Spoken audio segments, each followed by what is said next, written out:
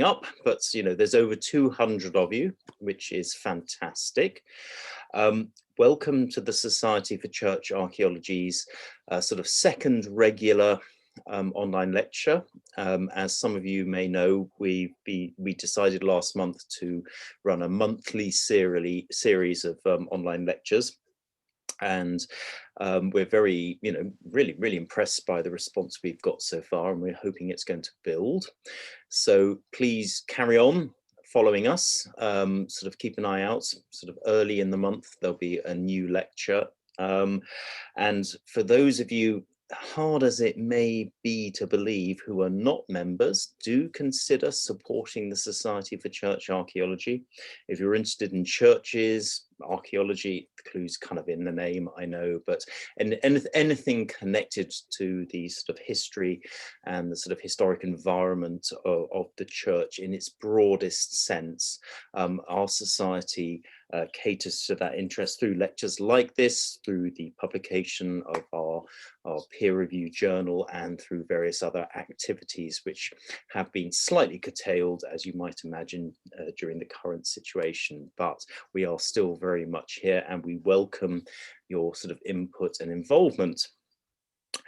So I think I won't delay any further by giving you the hard sell to join the Society for Church Archaeology. So let me move on to why you're really here, which is to hear tonight's talk. So tonight we are very privileged to have John Jenkins from the University of York. He's in the History Department of York. He's the Assistant Director of the Centre for Pilgrimage Studies there. I will give him his book plug that he, oh yes, these things are always important. Oh, do you want to hold the book up? So, yes, actually probably people won't see you necessarily. Hold it up when you start speaking, and then they'll probably see you when it starts. But he has just edited and contributed liberally to a book on pilgrimage and England's cathedrals. So do check that out if that's sort of something you think would be very interesting. But John is here today in the capacity as our guest speaker, and he's going to be talking about his very interesting reconstruction work of the shrine of Thomas Becket at Canterbury. So without me, giving any more away, I will hand over to John, who will be start his talk. Wonderful, thank you, Hugh. I will share my screen.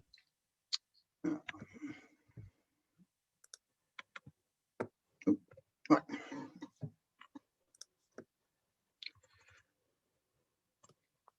So hopefully you can all see it, lovely. Okay, so thank you for coming, and thanks to the Society for Church Archaeology for asking me to give this lecture. It's wonderful that technology allows so many of you to see this, both live and later on from the recording. I'm going to use the opportunity to talk about another use of technology, which the Centre for the Study of Christianity and Culture at the University of York launched in March 2020, our digital reconstructions of the medieval shrine of Thomas Becket at Canterbury Cathedral. One of the things we were quite keen for the models to do was to show the medieval experience at the shrine in a way that made optimum use of the technology, looking at lighting, animated figures, different viewpoints, for example. I'll give you some background on the project which led to the models. Between 2014 and 2017, a team led by Dee Dias undertook an AHRC-funded project on which I was the historical research assistant, looking at the relationship between pilgrimage and cathedrals in England, both historically and in the present day. As part of the project, we had funding to create digital models showing the pilgrimage experience at Becket's shrine in medieval Canterbury Cathedral, that could be used both as research tools for historians and to help with visitor interpretation in the cathedral today. Now, I want to point out at the start, and I mean, you said my models, I mean, and they do get referred to as my models a lot. This was very much a collaborative project. I provided most of the historical research on it, although Louise Hampson, my colleague, provided a lot as well. I don't know how to make digital models. I'm not that technically literate. The model itself, the shrine model, was built by Anthony Mazenton, who also did a lot of architectural research on the form and the style. The chapels were modelled and textured by Jeff Arnott and Pat Gibbs, both themselves very good architectural historians. And Jerome Rogers Blake did a lot of the animation work. So the models are a real team effort. And really benefited from that as well. And there were a lot of decisions that we all had to make along the way. I'll give you a quick run through of how Becket's cult in the cathedral developed. So, you may have heard of Thomas Becket. He was Archbishop of Canterbury from 1162, having, and I'll cut quite a long story short here, been appointed by King Henry II and then quite spectacularly fallen out with him. The quarrel culminated in 1170, when in the early evening of December the 29th, at around 4 p.m, Archbishop Thomas was hacked down in the north transept of Canterbury Cathedral by 4 knights who'd come from the King's court. The cathedral was full of laity who had come to hear Christmastide Vespers, which had just begun, and who rushed to see what had happened. Before Becket's body was even cold, they were using scraps of cloth to soak up his blood from the flagstones to carry away as souvenirs of what was quite obviously a martyrdom.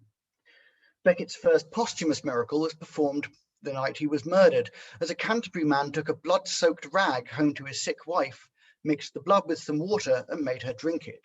She was cured. The monks of Canterbury buried Becket the next day in a hurriedly arranged private funeral for fear of reprisals from the murdering knights. They placed the body in a sarcophagus sunk into the floor of the cathedral's eastern crypt. The spot may have been chosen by Becket himself. A stone slab was placed on top. From the start, people clamoured to come and see the grave of this new martyr. In order to protect Becket's gravestone from pilgrims who, as was quite common, would attempt to chisel or carve bits off it to take away as souvenirs, the monks followed the example of Christ's tomb in the Holy Land and placed a large marble box on top of it with holes in the sides so that pilgrims could get their heads in to kiss the grave slab, but not get their arms or chiseling tools in as well. And it's that box with the round holes in for the heads of pilgrims that you can see in the stained glass there. Many thousands of pilgrims came to Canterbury to venerate Becket, even before he was officially canonized in 1173. Monks at the tomb wrote down reports of miracles that Becket had effected, and the collection of over 800 miracle stories they compiled in the 1170s is one of the largest from medieval Europe. They gave us a vivid picture of what the pilgrim experience was like in the immediate years after Becket's death, often highly tactile, with pilgrims clambering over the tomb, staying overnight, wailing and vomiting, and collecting and drinking the tincture of Becket's blood with water that the monks now served up in the cathedral. And you can see again in that miracle window, a monk doling up some of that blood and water mixture. Some of the miracles which took place were depicted in these late 12th and early 13th century windows in the cathedral, which are still there, giving us valuable visual accounts of devotional activity at the earliest shrine of Thomas Becket. In 1174, a fire ripped through the upper cathedral, destroying the choir and east end and necessitating a major rebuilding. Becket's tomb in the crypt was unaffected, although the fire and upheaval would clearly have affected how some people accessed and experienced it. Unfortunately, at around the same time, the monks also stopped recording miracles, so it gets far more difficult to reconstruct what that pilgrim experience was like.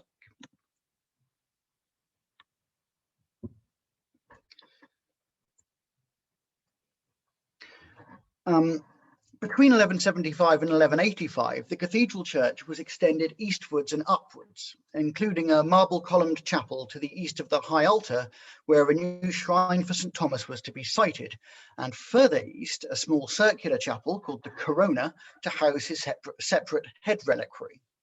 In 1220, the relics of St. Thomas were finally translated from the tomb in the crypt to a golden casket on top of a marble plinth in the new Eastern Chapel at a lavish ceremony organised by Archbishop Stephen Langton.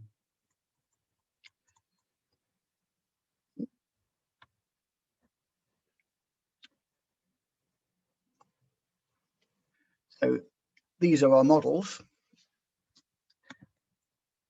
The original, now empty tomb which you can see bottom left, was retained as a cult site of lesser importance within the cathedral. And the site of Becket's martyrdom in the north transept, bottom right, and of his head shrine in the Corona Chapel, top right, were also secondary cult sites. The new shrine, top left, was one of the wonders of the Western world, not just for the fame of the saint it contained, but as one of the most opulent collections of gold and jewels anywhere in Europe. In 1464, a visitor from Bohemia described it: "The coffin wherein St. Thomas lies is all of gold and is long and broad, large enough for a middling-sized person to lie in it. It's so richly adorned with pearls and precious stones that one would think there is no richer shrine in all Christendom." A merchant from Florence, seeing the shrine in 1444, described it similarly. "There is a casket as large as one of the wooden caskets we use for our tombs, or a little less. And this is all of fine solid gold, and then completely covered with as many jewels as there is space for, rings of all kinds, that if one calculates the value of the said casket, it would be so much that it would not be believed by anyone." Financial accounts of the materials taken from Canterbury when the shrine was broken up on the orders of Henry VIII in 1538 suggest that this was not an exaggeration. There was almost 5 times more gold taken from Canterbury at the dissolution than from the 40 largest cathedrals and monasteries of northern England combined. For over 300 years, between 1220 and 1538, Becket's relics were in this golden shrine. However, in that 300 years, we have maybe 20 accounts of pilgrim activity in Canterbury Cathedral, some of them very brief, in comparison to the over 800 accounts of pilgrim activity we have for the 1170s. On the other hand, the cathedral as it stands now is largely similar to the cathedral of the later Middle Ages, so it's much easier to get an idea of what the spaces looked like within which pilgrimage took place. For the purposes of modelling Becket's cult, it made sense to us to look at the post-1220 period and see if we could, in effect, reconstruct the Golden Shrine in a way that would help modern visitors understand what medieval pilgrims had experienced. It also meant that we could visually present as a research tool a lot of the project's new historical research. We picked a date of around 1408 as the context for what we were modelling.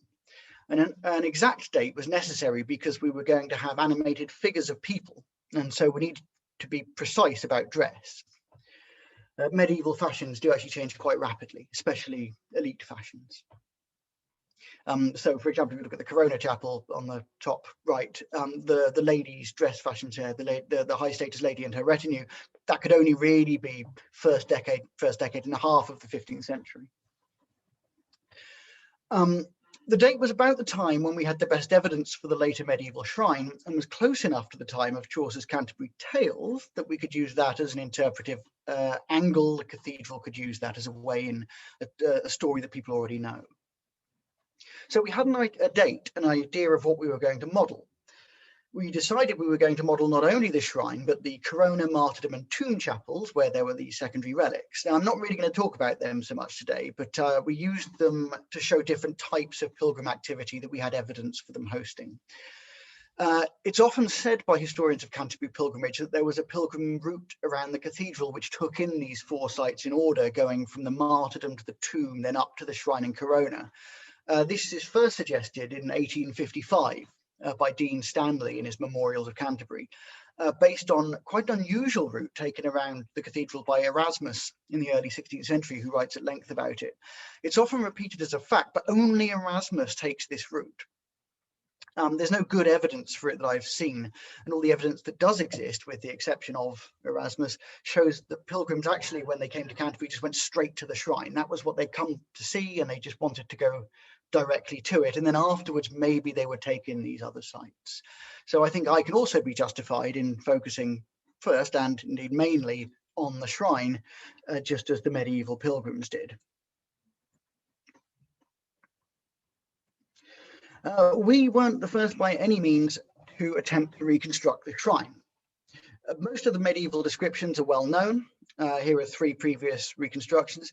They all pretty much say the same thing about what it looked like, which I'm too pressy. It's a 7-foot tall marble base with a gold box on top. One of the problems is that medieval pilgrims are so awestruck by the gold box, they weren't particularly concerned about what it was sitting on. So lots of description of how amazing the gold box is, but very little description of the rest of the shrine.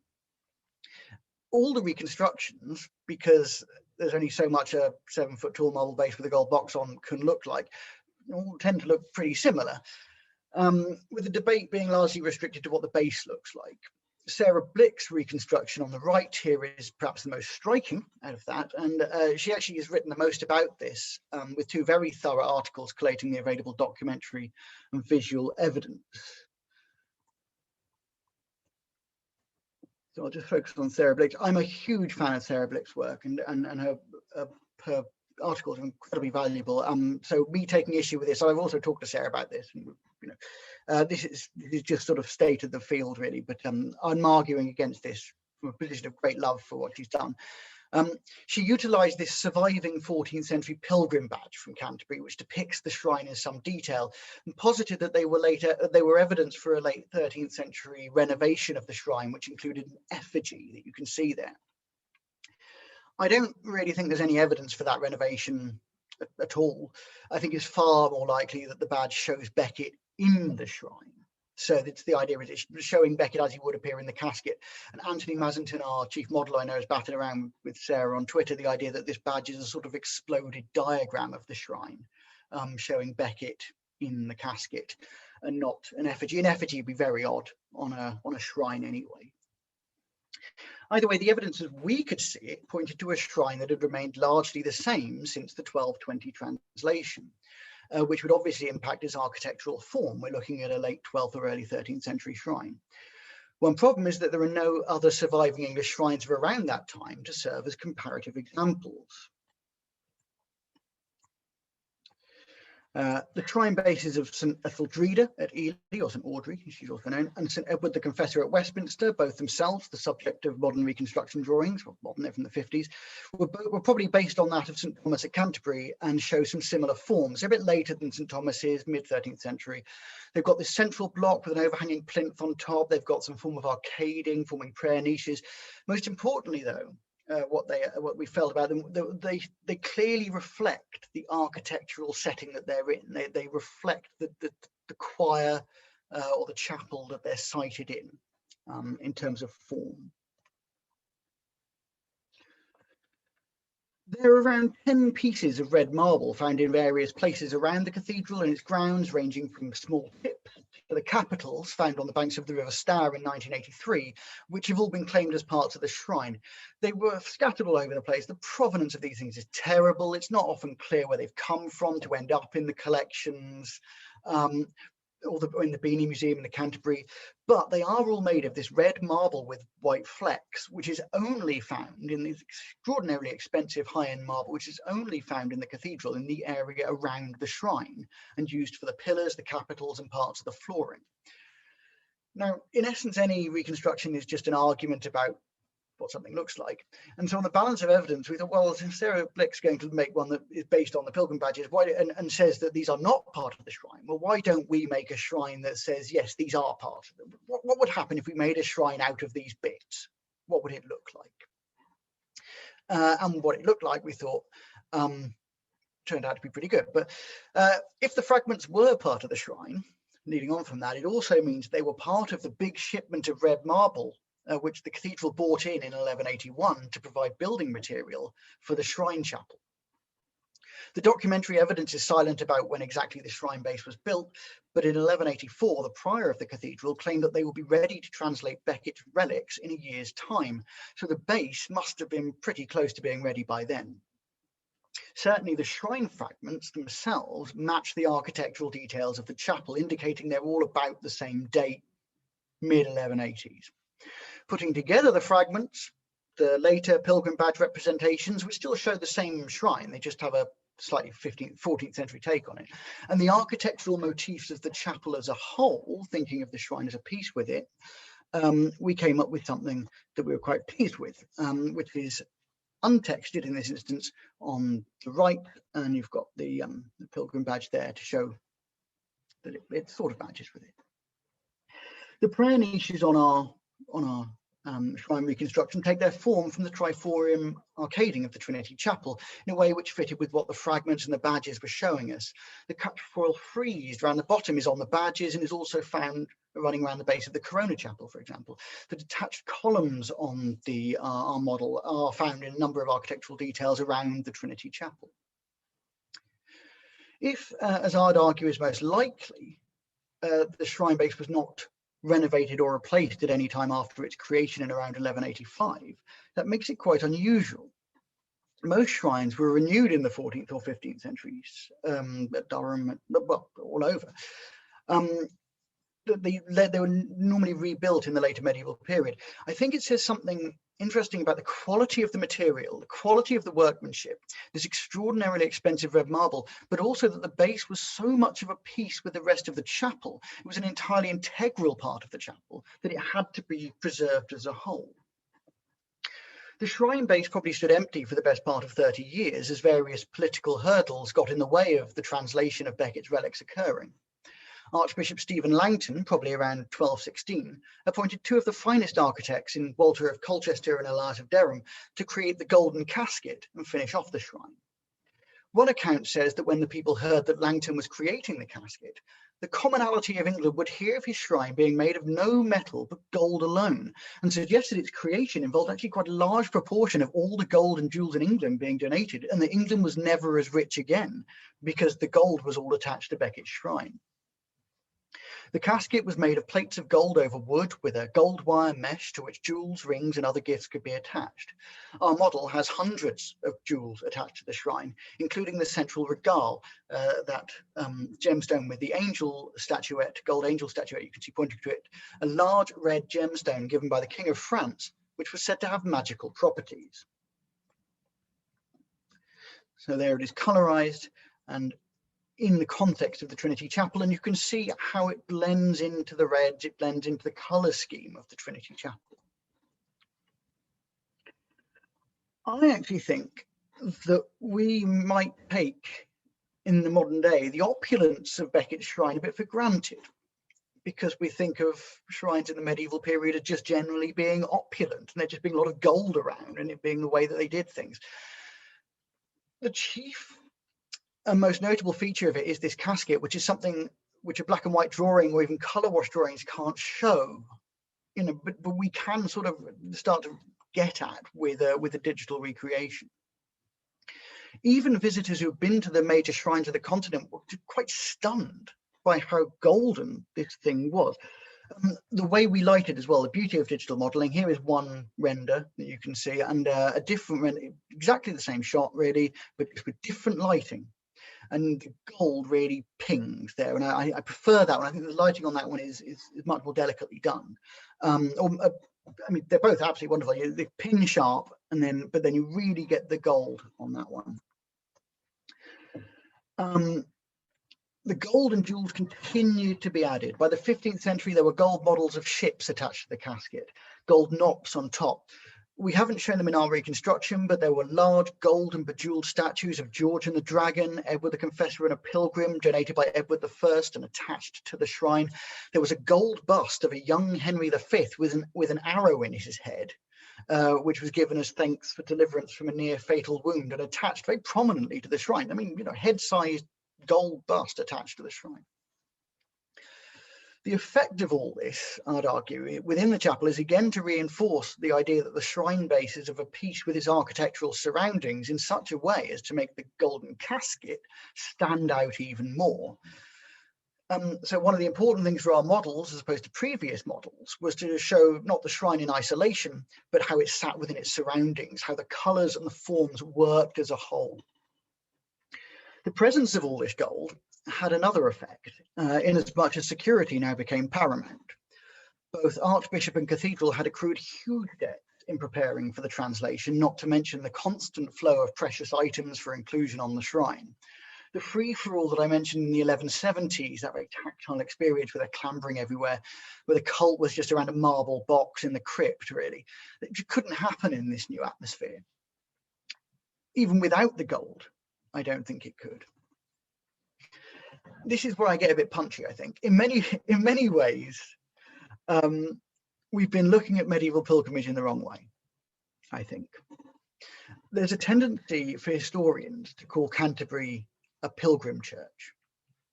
Paul Binsky's work is absolutely brilliant, wonderful. Beckett's Crown, his book on the architecture of Canterbury and other cathedrals,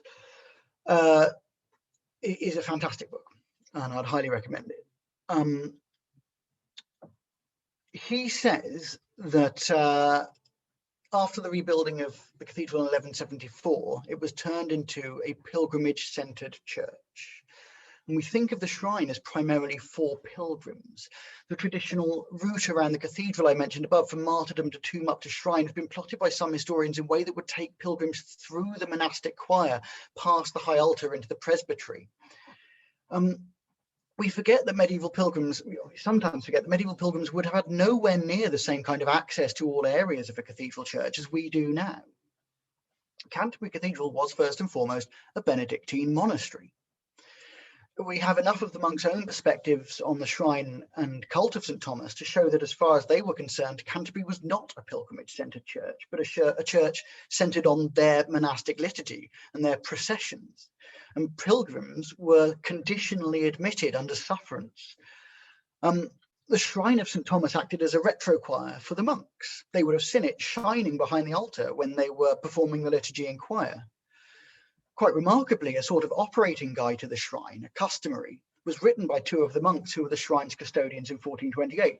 And I don't just mention this because I've got an edition of it coming out next year with Arc Humanities Press. Should be reasonably priced. It may even be open access if I can wangle it. So that would mean it was free. It deals at great length with what candles around the shrine are to be lit during which part of the monastic liturgy, when masses are to be said there, and how it's to be kept secure. Pilgrims were admitted only at particular times, and in fact, in a 10,000-word document dealing with one of Europe's foremost pilgrimage destinations, the word pilgrim is only used twice.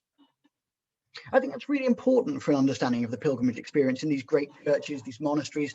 Think about cathedrals and other sites with major shrines not as pilgrims' playgrounds, but as places much more complex than that, where the monks were firmly in control and were themselves using the shrine and had first dibs on it.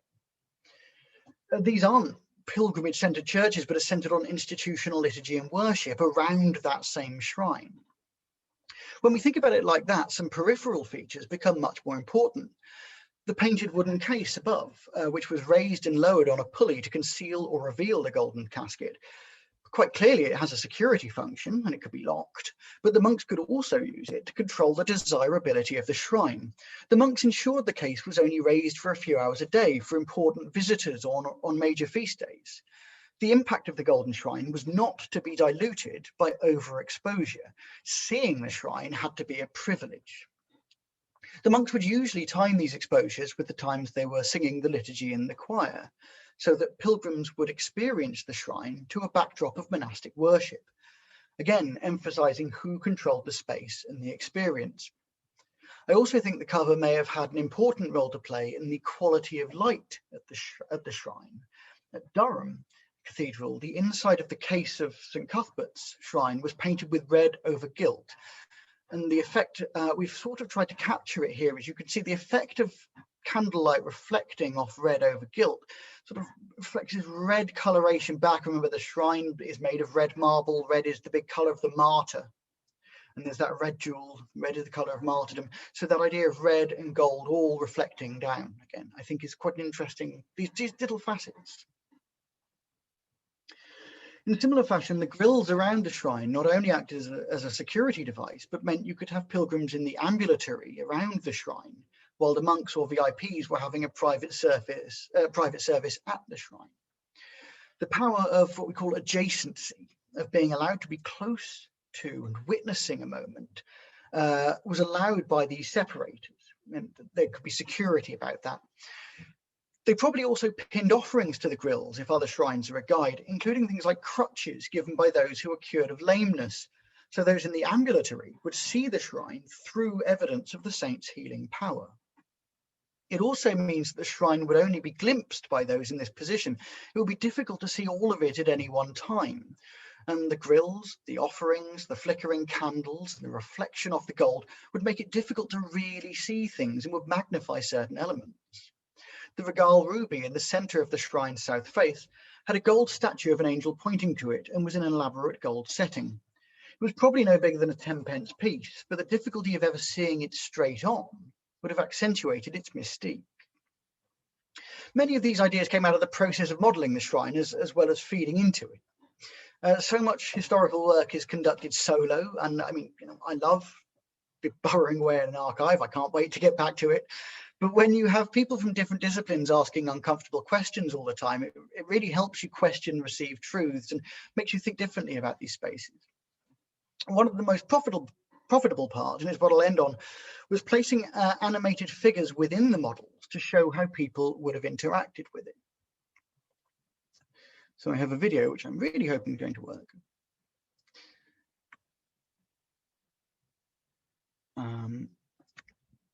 So yes, these are the animated models of the shrine. And as you can see, we have pilgrims. We try to get a range of pilgrim activity. We have a monk custodian at the shrine who is carefully sort of regulating who gets to come up. He's standing in front of a picks and offering box. A pilgrim comes up to make his offering and kiss the shrine and then return.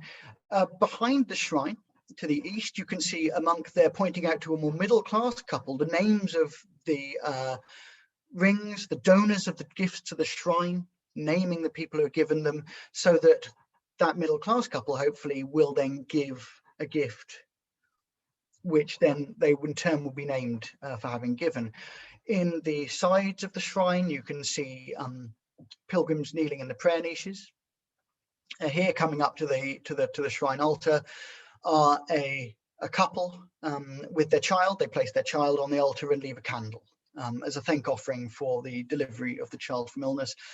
In the ambulatory, on the left-hand side, you can see a group of pilgrims being instructed in what the miracle windows say by another of the shrine clerks.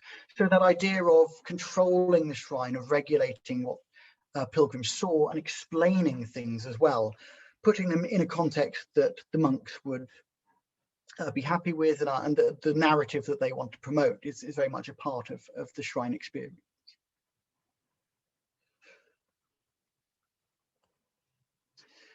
I put these two side by side, so you can see now on the right, yes, that's what that's as the Trinity Chapel looks now, as it's called the Trinity Chapel. It wasn't called the Trinity Chapel in the Middle Ages, so I've been avoiding that term, but the Trinity Chapel now, where there is just a candle on those flagstones where Becket's shrine was situated, and on the left is our shrine reconstruction. I tried to just about match them up, so you can see some people now come to Canterbury and they absolutely adore the candle, the sense of absence, that sense of space is grace, is really appealing to some people. We wanted to fill the space and replace what was there, and see if people can make their own minds about what their own minds up about what they prefer.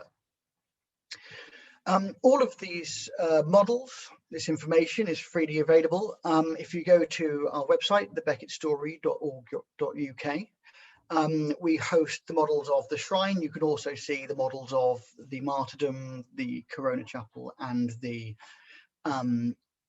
martyrdom, and the tomb, rather. My article modelling the cult of Thomas Becket in Canterbury Cathedral was in the Journal of the British Archaeological Association. I'm not sure if it's still open access. They might have turned that off, but if you want a copy, please do email me, john.jenkins@york.ac.uk, and I have some copies that I can send out if you want to read it. We are also currently, after this, we also worked on a model of Canterbury, the city, as well, which I haven't got an image about, I'm afraid. But so we are currently looking at ways to place these models in a wider context of thinking about how pilgrims came to Canterbury, the experience they had overall, not just in the cathedral, not just at the shrine in the chapel, but in the city of Canterbury as well, trying to bring home to people today, as far as we can, what that medieval pilgrim experience was like. I mean, I'm happy to leave it there, and I hope to take as many questions as you like. Thank you. Well, thank you very much, John. That was fantastic.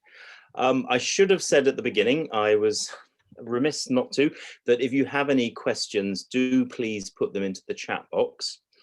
I know some of you have, and Rob will be managing those questions, but I'm going to take the chair's prerogative while you're typing any questions in you might be wondering about to ask mine. I thought that was a really fascinating talk. I mean, it's clearly, it would have been an amazing shrine to visit. I wondered how much of your reconstruction might have been informed by dissolution accounts. Now, this is a question people who know me would ask me, expect me to ask, is that at the dissolution, we actually do get some detailed accounts of shrines that are being broken up. I'm going to confess my ignorance, as I've never looked at Canterbury, but when you look across the country, there seems to be a bit of a disparity in that some shrines, such as sort of Bury St Edmunds, are indeed exceptionally rich shrines. But when Henry VIII's commissioners turned up at Winchester to St Swithin's shrines, one shrine, St Swithin's, they described it as a great counterfeit, that it looked very grand, but actually there really was no wealth in it. Now, to some degree, it doesn't matter to the pilgrim experience, because what you're doing is you're sort of experiencing something. But what I wanted to ask is, do we actually have any detail of, beyond the medieval accounts of actually how rich that shrine was? Yes, we do. So we have the sort of standard accounts of, there's lots of, even at the dissolution, Beckett shrine attracts hyperbole. So even at dissolution, there's the idea that they carted away sort of 6 cartloads of gold or whatever. There are the treasurer's accounts of the amassed gold, parcel gilt, silver gilt, and gilt plate, I think it is, or silver plate, which is what I sort of mentioned about it being 5 times as much from Canterbury as from all of the northern monasteries combined. It does seem there. So the figure off the top of my head, I did look at it earlier, I think it's 4,993 troy ounces of gold is taken off the shrine, which is 115 kilos of gold is taken off the shrine. It cost you £6 million to buy that today. But that's just the stuff that, that's just the stuff that's probably directly off the shrine. There's all sorts of, and who knows what they squirreled away and all that sort of thing. So yeah, we do have accounts, and yes, it was opulent. It was incredible. That's that. It just goes to sort of reinforce that, if anything. No, that's fantastic. They're just not as cheap as people in Bury St Edmunds. Well, I'm going to alienate. It was all at Canterbury. I'm going to alienate several of our viewers by saying that, but no, that's really interesting. So I'm going to hand over to Rob, who's going to handle the rest of the questions that are hopefully, well, they have been popping up in the chat box. Yeah, we've got quite a few. Thank you, John. So the first question here is, did the sons of Henry endow the shrine for their father's soul? John gives something to it, but the problem we have is that we don't actually have a huge amount of stuff that I'm aware of from 1190 to 1215. It's a little bit of a sort of lacuna, but we don't actually know when they start making the shrine. We're just sort of, we've got hints, and I would argue that it's about 1215, 1216. At which time I think this is something that occurred to me the other day. At the time they start making the shrine, southern England is under French occupation. So I don't actually think Henry II himself does give a lot of gifts to Canterbury. Henry III does. Edward I certainly does. He's very much co-opted as a royal, as an Angevin saint. But I'm not aware of John going over and above. Paul Webster, where are you? I'm going to have to say I haven't read enough of Paul Webster. He'll kill me if he sees it. Possibly. I'm just suddenly remembering that in the back of my head, I'm sure I've read something about King John being a donor in one of Paul Webster's works, but that's why I'd look for it anyway. what I'll say for absolute certain is that he is co-opted as an Angevin saint very quickly, and they're very keen to show that Becket is on their side. He becomes another part of a proxy war between King John and Stephen Langton anyway, so it's quite a touchy subject, but not really answering your question, I'm sorry. No.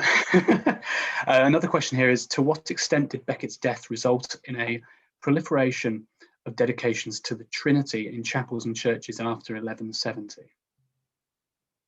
To the Trinity? Yes, no. We can move on to another question. I have absolutely no idea. I'm stumped. No, I'm sorry. I don't know. I mean, the Trinity Chapel that Becket is in Canterbury Cathedral is only called the Trinity Chapel after the dissolution. It's the Chapel of St. Thomas when he's in it. Right. Yeah. No, that's fine. Right, we've got another one. Let me just have a look. Were you able to use any visual sources to help with the reconstruction, possibly stained glass or manuscript illuminations? Yeah, there's not any manuscript illuminations that I'm aware of. There's famously one of the Trinity Chapel windows in Canterbury shows a shrine, but Rachel Koopmans has recently quite convincingly argued that it shows actually a reliquary, not the shrine. There was a depiction of it in Nettlestead Church in Kent, but it's really badly beaten up. Also, it does show the shrine, as these things tend to do. It updates the shrine for the date that the glass was made, so it shows a 12th, 13th century shrine in a 15th century style. But yeah, we did have a look at that. It fed into it. I mean, there's so much fed into this. In 40 minutes, I could only do so much. In the 10,000 word article I did for the Journal of the British Archaeological Association, I could only do so much. So, there was a huge, this was 3 years worth of work. And we did, I think we covered pretty much everything. There are some continental illustrations of the shrine, but Sarah Blick covered them. And it seems quite clear that they're drawn from someone describing it to someone else rather than someone who actually seen it. Yeah, okay. Another question here is just whereabouts was Becket's body contained?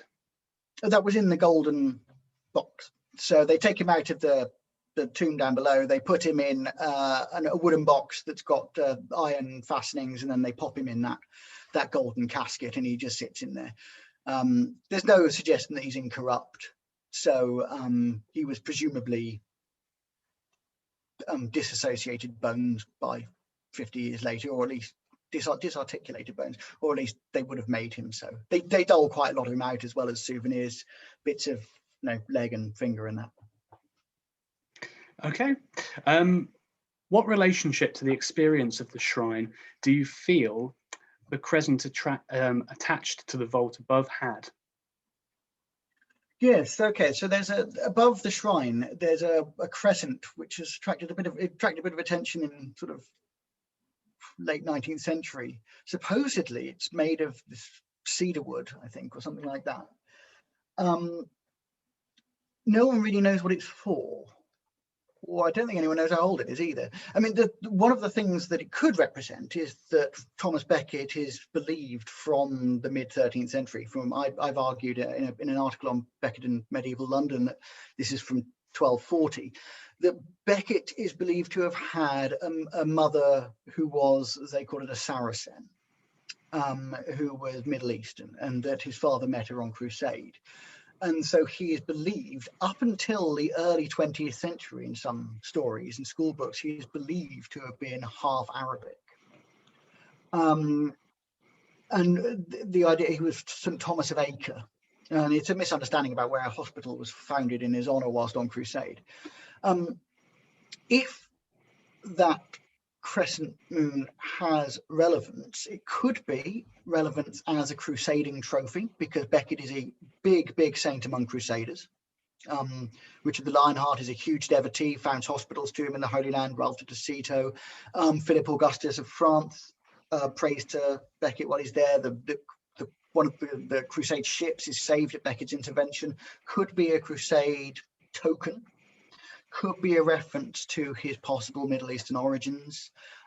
Could be something that we just don't know what the could be something to do with the mechanism of the shrine that we just don't know what it is. It's just one of those things. It's quite an interesting thing. But I mean, there's lots of speculation, but I don't think anyone's got up there and actually picked it down. Or if they have, they've not made it that well. They might have.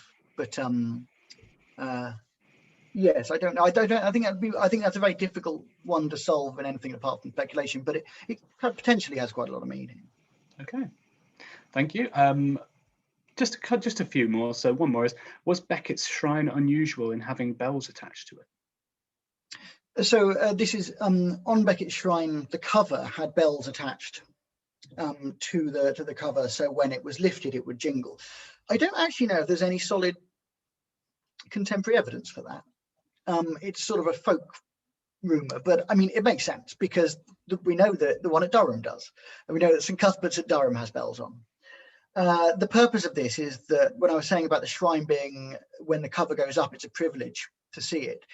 If the shrine cover is going up, the bells will jingle, and then everyone knows that it's shrine time, you know, and then pilgrims will, that they are admitting pilgrims in, or that the shrine is on display, so come to the east end of the cathedral. So it's just sort of, again, it's a visual, it's a sensory cue, it's an audio cue for the shrine being on display, and just again starts that sort of sense of anticipation, the sense of this being a special privileged moment. But I think that would probably have been quite common on shrine covers generally, because we do know that pilgrimage sites do borrow quite heavily from each other.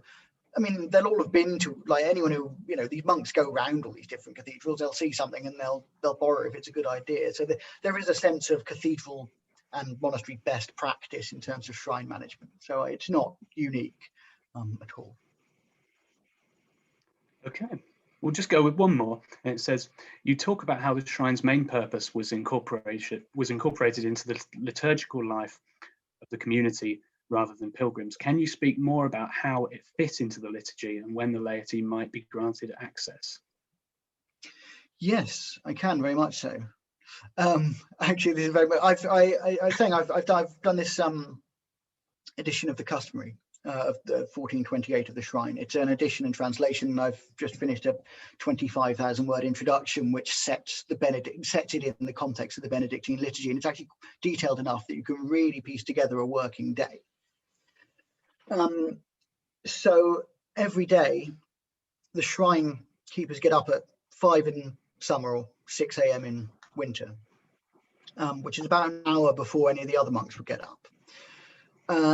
But they don't, there's a mass at the shrine of St Thomas every morning, which probably is about an hour after that. So it'd be just as matins is starting.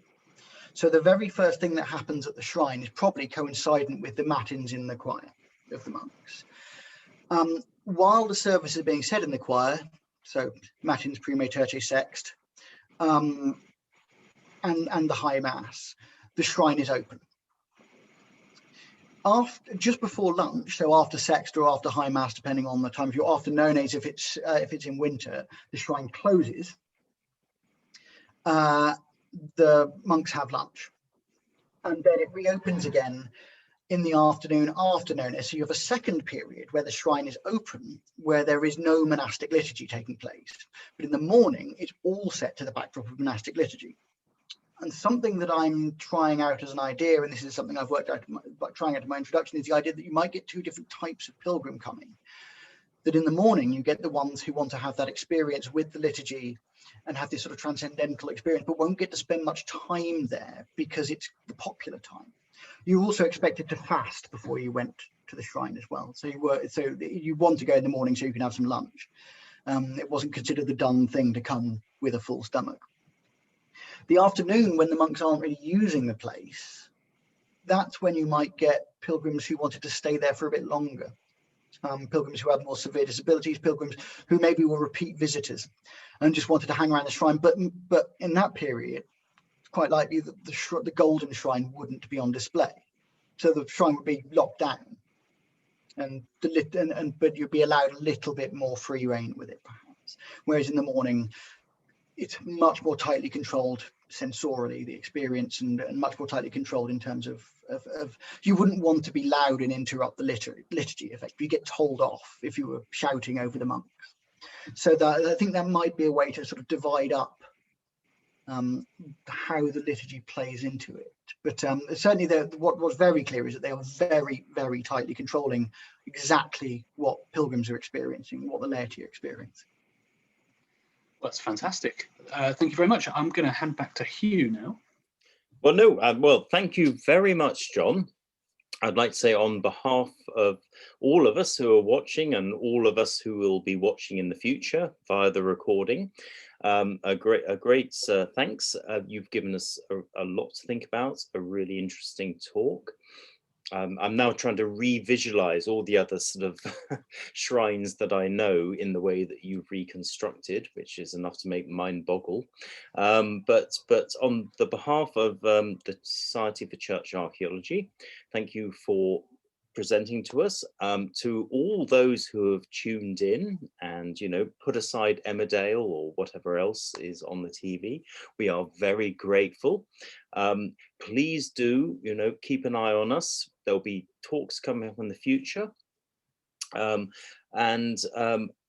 Just a big thank you to everyone who's made this a great thing. You know, we've had over 200 and so people tuning in from around the world. I've been seeing from the comments coming in, and we would like to continue building on this further. So without any more ado, I will bid you good night. But thank you to our speaker, thank you to those who have made this possible, and thank you especially to you who have all been watching our talk, and we hope to see you again soon.